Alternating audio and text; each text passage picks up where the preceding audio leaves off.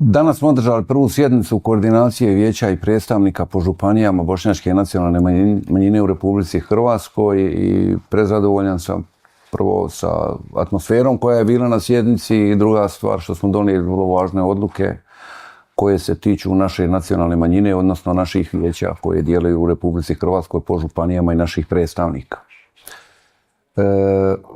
Predsjednik koordinacije Adis Keranović je sjednicu vodio odlično kao i uvijek i vrlo precizno je iznosio prijedloge koji su raspravljani i koji su podržani na kraju krajeva kroz ove donešene odluke. Što se tiče budućnosti rada koordinacije vijeća i predstavnika bošnjačke nacionalne manjine po županijama, vrlo je važno da smo odlučili da ćemo sljedeće sjednice održavati u drugim mjestima. Znači sljedeća sjednica je moguće da bude u Splitu, naredna koja bude u Dubrovniku i tako dalje, tako da se upoznamo što bolje i što više i sa lokalnim problemima koji jesu i tiču se naše nacionalne manjine i rada vijeća u njima.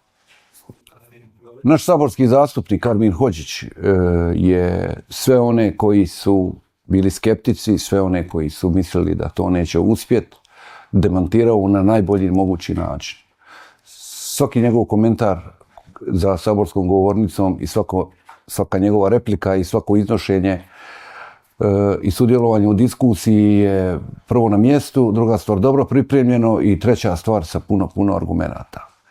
I to nas čini posebno ponosnim i na neki način ohrabruje da ćemo ostvariti sva svoja prava koja smo zakonom i ustavom, koja su nam zagarantirana.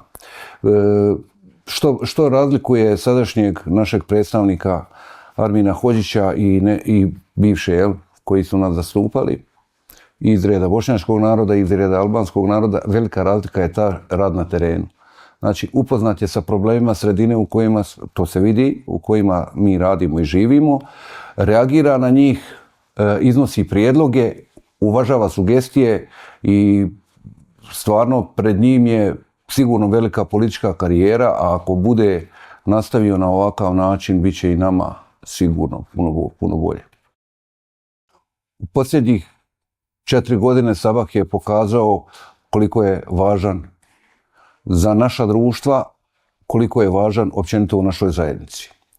Sabah je kroz svoje odluke potakao određene aktivnosti koje su urodile plodom, odnosno koje nam se sad trenutno događaju.